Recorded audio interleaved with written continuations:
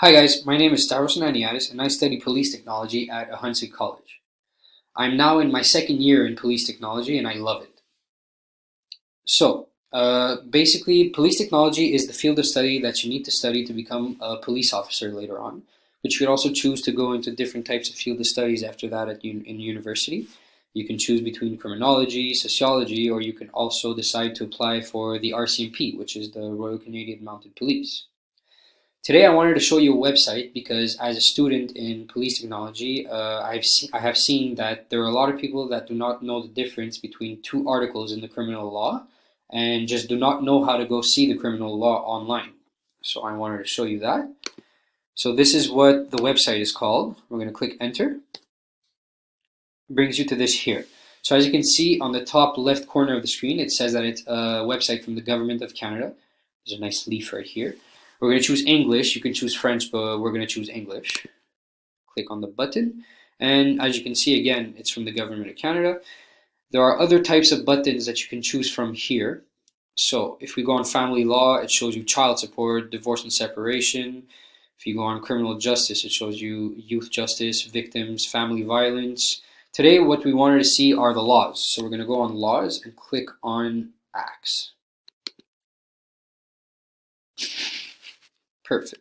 So as you can see here in the middle of the screen, it gives you different accesses to acts or different laws. We're going to choose criminal code because in police technology, you're studying to be a police officer. So later on, you're going to be applying this criminal code, which is the code that explains all the illegal acts.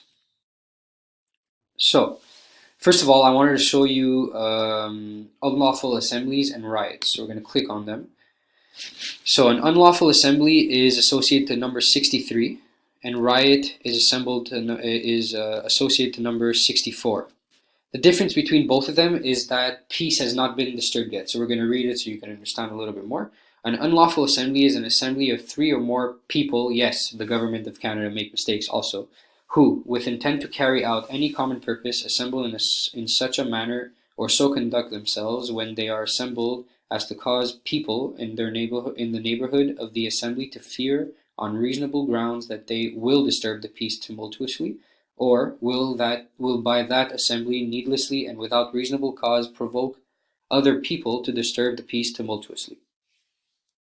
For a riot, number 64, a riot is an unlawful assembly that has begun to disturb the peace tumultuously. So like I said before, peace has been disturbed in 64.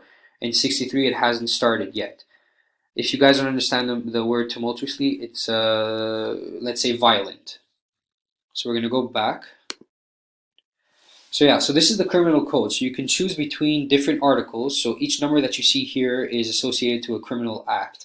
There's a lot of articles that you can go see, such as sexual offenses, obstruction.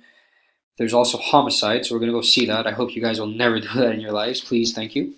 So 222.1. A person commits homicide when, directly or indirectly, by any means, he causes the death of a human being. So you see, the criminal code is there to explain exactly what the illegal act is. So we're going to go back. Alright guys, so this was the website that I wanted to show you.